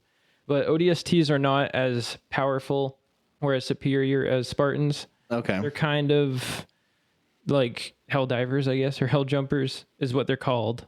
Oh, really? No shit. well. So it sounds like Helldivers was literally. Yeah, never mind. I'm not even going to go there. It sounds like Helldivers. Troopers. Yeah, here we go. That's where it started. Yeah, anyways, go ahead. Everything is just stolen, you know? Just say they don't have any original ideas anymore. I didn't play much of ODST, but I remember it being pretty difficult since you don't have regenerable like shield. You just need to find med packs. Oh, so the old school way of doing things. Gotcha. Yeah. But it has a very jazzy original soundtrack, and I liked that a lot. Oh, okay. All right. Very jazzy. Very jazzy. It's not like, it's like, oh, it's very, da, da, da, da, da, da, da, right? Like, it's like upbeat and everything. It goes very well every time we die, you know? The music really helps your, mental state when you die and you just, I just died, but hey. Yeah, you just gotta do a little thing here. And you're doing that, and then so like in the original Halo, it's like, oh, and you're like, hey, I'm transcending. Oh, just kidding. I gotta go back here and go back to real world here. All right, so And I don't think we defined ODSTs. It means orbital drop shock troopers, and they're deployed like as ambush tactics. So they're not on the front lines. They're like kind of behind the enemy lines. also they're not as badass as the Spartans. That's what I'm hearing. They work on the element of surprise. Jazz hands, surprise. It's like, hello. That's why they have the jazz kind of, music going. You're like, hey, surprise. We're here. Surprise, motherfucker. Exactly. They're like, hello. All right. So what about Reach? Because I know this, isn't it like, it's a different version of like the Covenant, right? It's like a different alien species. It's still the Covenant. Oh, it's still the Covenant? Yeah. Is it just a different name for the Covenant, or? They're still the Covenant. It takes place before Combat Evolved in the story. Oh, so this is the prequel. Gotcha. It came out in 2010. Okay. But it's very somber, and Okay. if you've ever played it, it's a sad story overall. So basically, it'd be like, oh, you're like, like it'd just be very bad. Okay. So I honestly thought the Reach was like a different alien race or something like that. Regarding, that's what I always thought. I guess clearly I'm wrong. I just We'll didn't. get there. Oh, sorry, my bad. I jumped the gun. Jesus, John. Jeez, I'm sorry. I didn't realize. I asked the question, but clearly I was wrong. All right. So then, what is next, Scott? Halo 4 came out in 2012. All right then. So that's when we get to Halo 4. Gotcha. Yeah. Okay. So what about Halo 4? What do we got? I thought the story was decent.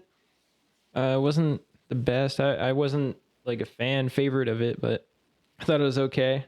I didn't like I felt very grounded, like too grounded for Halo, at least for me. Like Master Chief's armor is apparently the same as it was in Halo 3, but he looks vastly different. So like they're not the same. So basically, he's just a chubbier, fatter. No, I'm kidding. I have no idea. I'm just throwing out there. Basically, he's the rundown version of what Master Chief would have looked like, right? Yeah, kind of. I believe this Oh, is actually, the one, so I was right. Actually, I was. Yeah, this is one of the ones where he has the jetpack.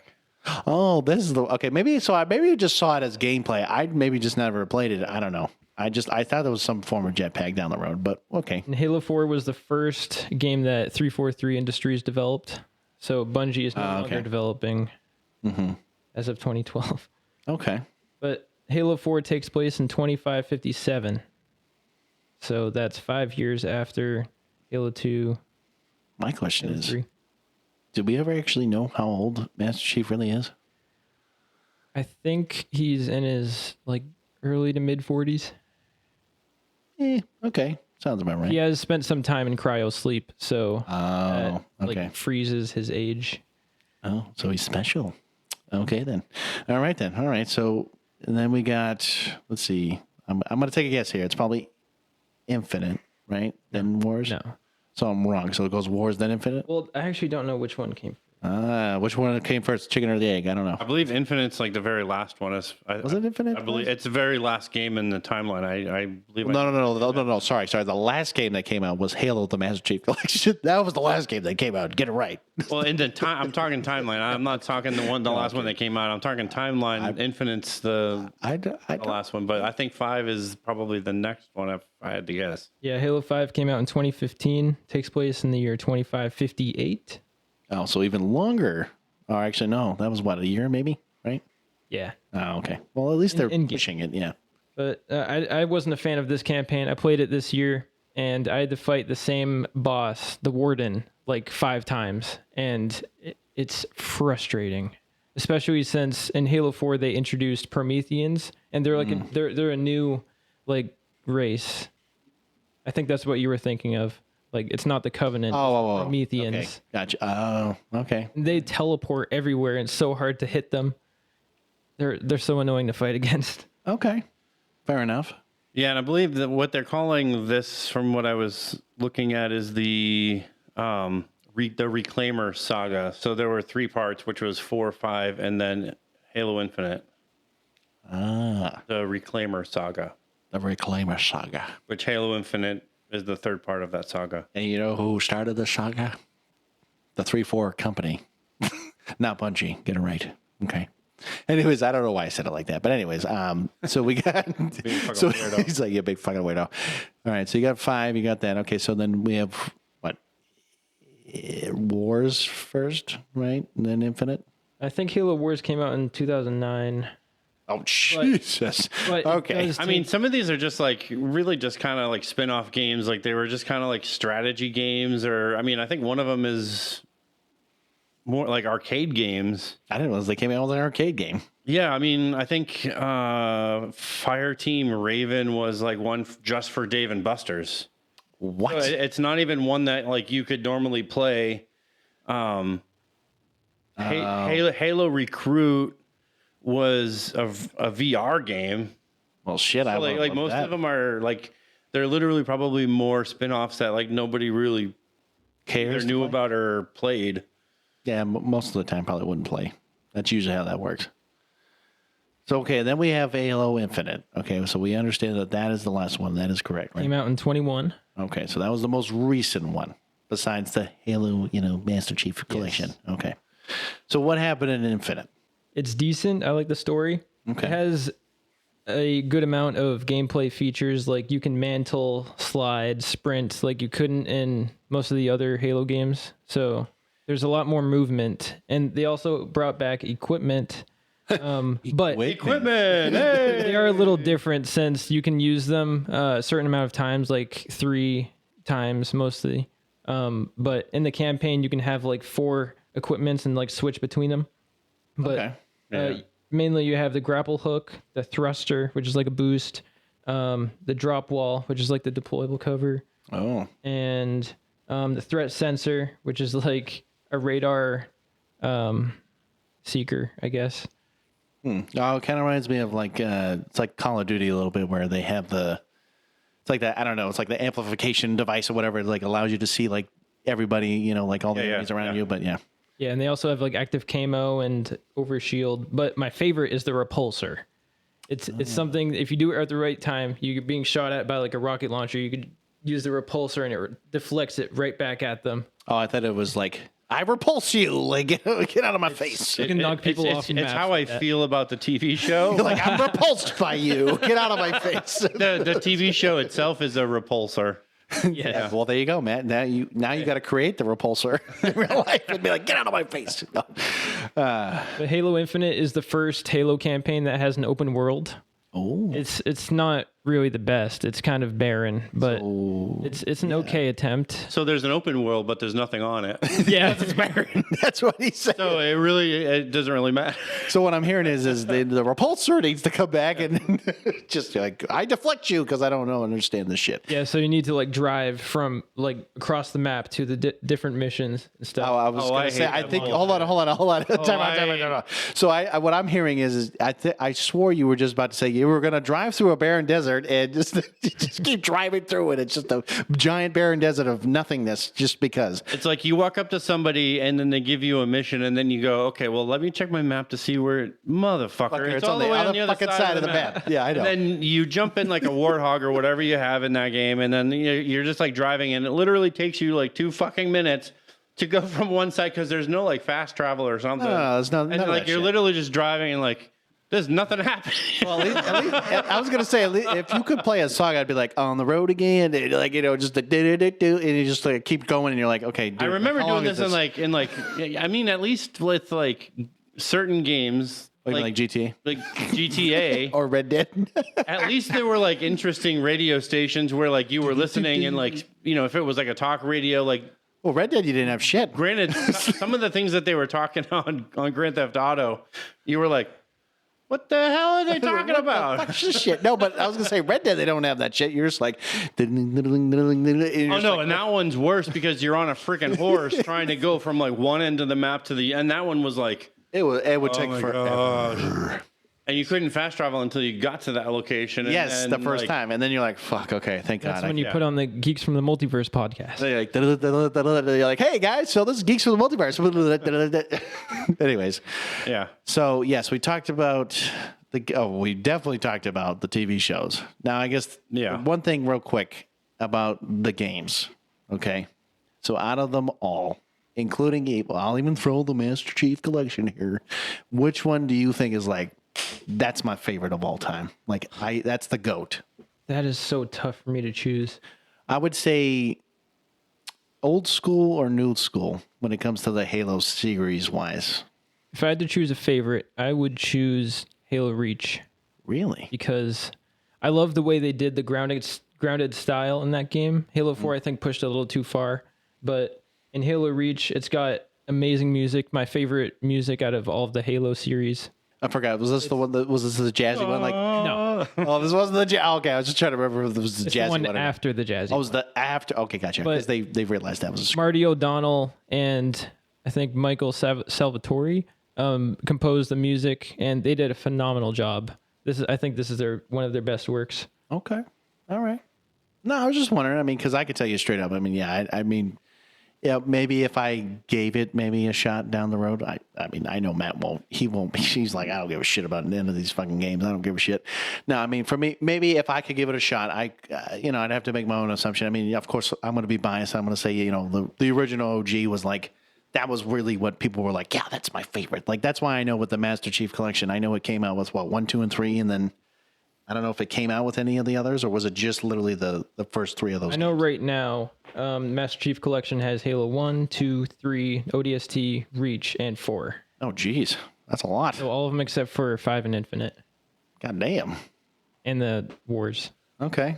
Shit. All right. Well, that's good to know. I mean, if you guys didn't already know that, I would hope you would, but I know it came out for a little while ago, but yeah, hopefully you can go check it out. But I guess real quick, so is there anything you want to add to, conversation? Maybe you didn't talk about before or? I do have a funny thing. Like, so in each of the games, the Covenant speak English in some of them. Some of the games, they don't speak English. Like, for example, Halo CE, they do not speak English. In Halo 2, the Covenant speak English. Same with 3. Same with ODST. Halo Reach, they do not speak English. Halo 4, they also do not. In Halo 5, they do speak English. And same with Infinite.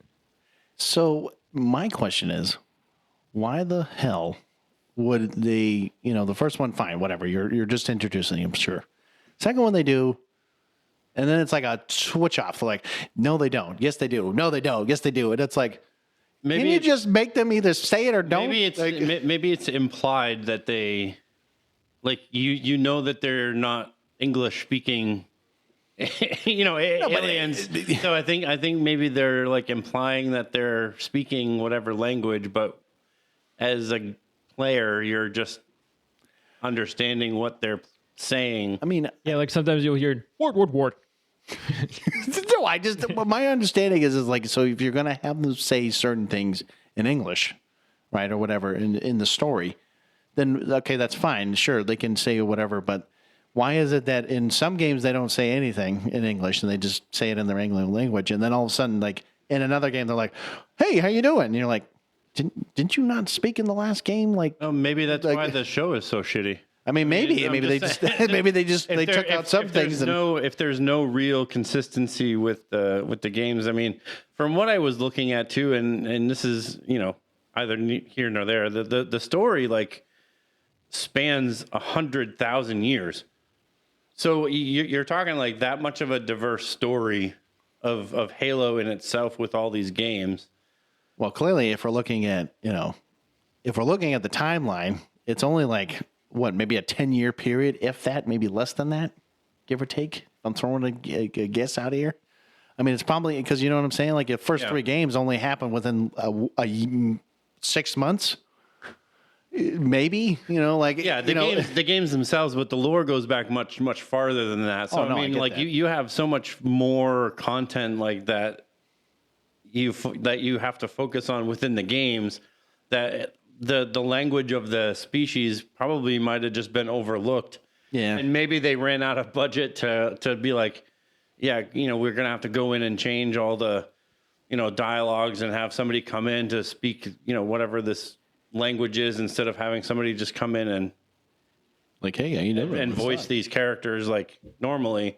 Now we have to have somebody come in and not just speak as the characters, but like learn this fake language. Yeah, this weird language that we're randomly talking about. Yeah, it may have been intentional. In Halo Combat Evolved, they don't speak English, and that may have enhanced the fear or the sense of fear that the player would have against these aliens. They don't speak English. They're like speaking random. Same with Halo Reach. So they're supposed to be feared. So I love how. Sorry, go ahead. And I don't think they would be as feared if they like spoke English. So this is just me. I love how a gaming development company is very like. They're like, I wonder if the player's going to get feared when they don't speak English. Like, no offense.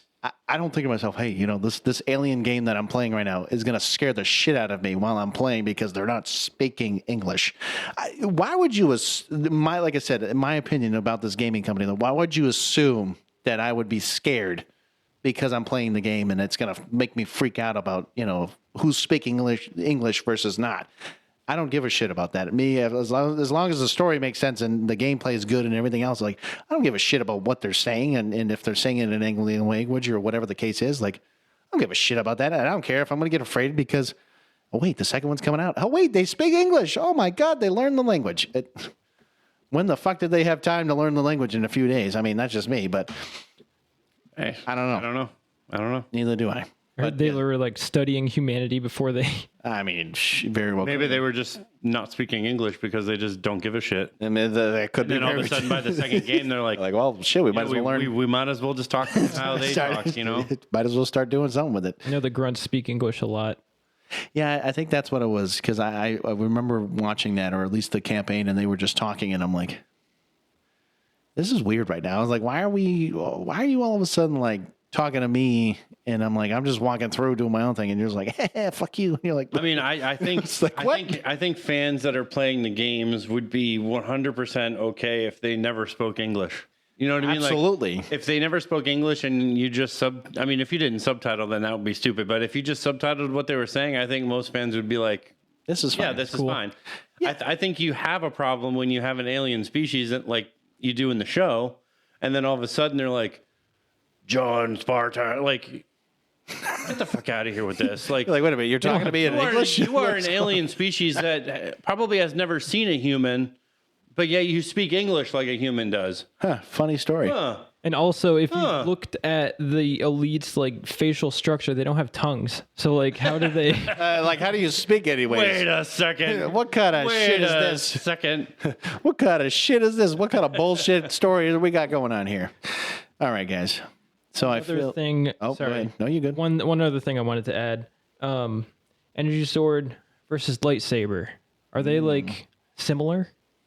Are they? Are you do saying the same appearance? thing? Or are you saying just the same like of the maybe function? Function. So It's like they both cut through things. yes, but it's not like the saber sword does like the same action as like a lightsaber, because a lightsaber literally they click a button that goes right in. Like this doesn't just like hold on squeak, it just like kind of comes out. Actually, it does. Oh, it does. Yeah.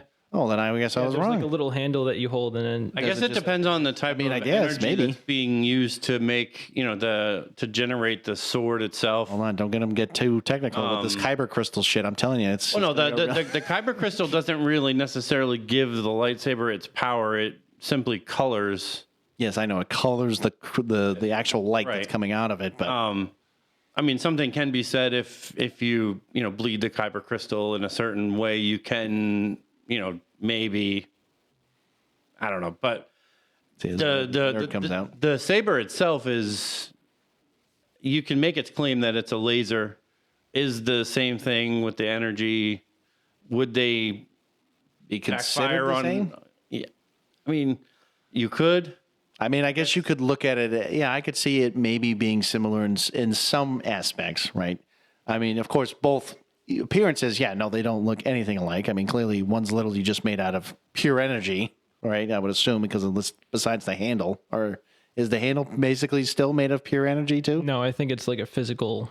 Like something like a well, I would say metal or probably something like that. I don't know. It's not polyplastic, but yeah. And then of course with the lightsaber, yeah, there's a lot more mechanical functions to the actual handle and everything else to it. I mean, I think there's a little bit more finesse with the lightsaber Yeah. than there is with the actual energy sword, because I mean it's literally it becomes almost part of your hand. Yeah, So you're not obviously able to do the like like move it around. Yeah, yeah. Yeah, it's basically like two blades on the energy sword, like the left one and the right one, and there's like a gap in the middle. So, yeah, right. And like of course with a lightsaber, it's just it's just straight up. Which somehow, I mean, I would think if you got that lightsaber right down the middle, I mean, your hand's probably toast at that point. Yeah, but yeah. I mean, that's a pretty lucky shot that you.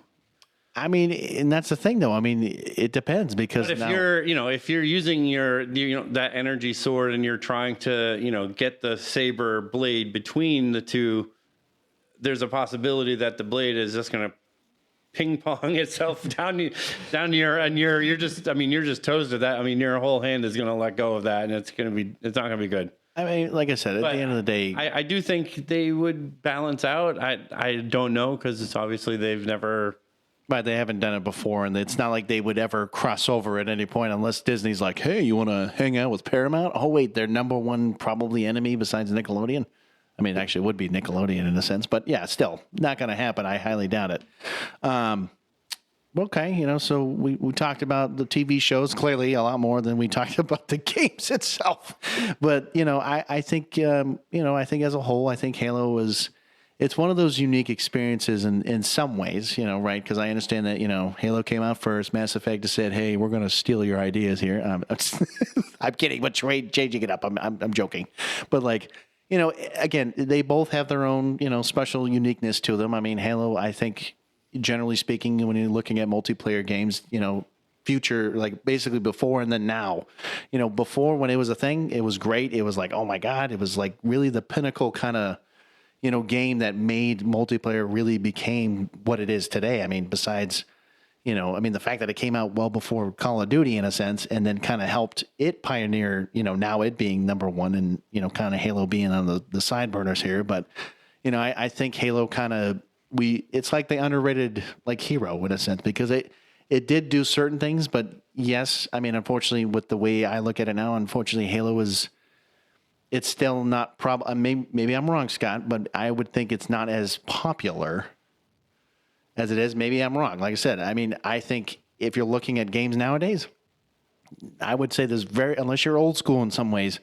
you're not going to be playing Halo as much anymore. Yeah, Halo still has a following, but it's not nearly as big as it was like 10, even longer. No, I mean they would realistically have to make a new game to make it like super popular again. You would have to either they would have to go back to the roots of of Halo, you know, and almost kind of, and I hate to say revamp. I hate to say DC reboot, baby, but reboot, baby.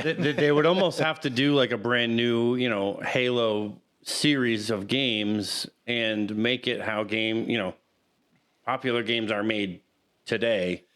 Yeah, I mean, the problem is you would, especially with a Halo game, you'd really have to focus on both the campaign and as well as multiplayer. You can't just negate both of them. Like, I understand a lot of people are like, oh, I only want multiplayer. Well, guess what? You really do need a campaign because it really drives the story. I certainly I'm still on the side of like Call of Duty should entirely split right down the middle. And they should really focus their efforts on two separate games instead of doing this bullshit game every single year. Like, they should focus one team strictly on a multiplayer game. Yep. And they should focus a whole second team on a campaign that they could literally change with patches and brand new content every single year.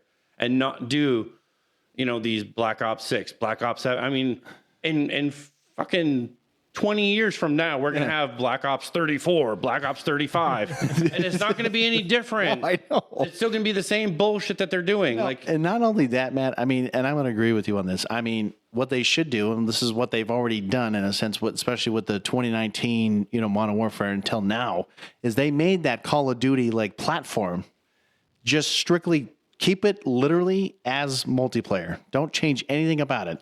Then, if, like you said, if you want to strictly make a campaign for that, like an actual game for whatever it is, then do it that way.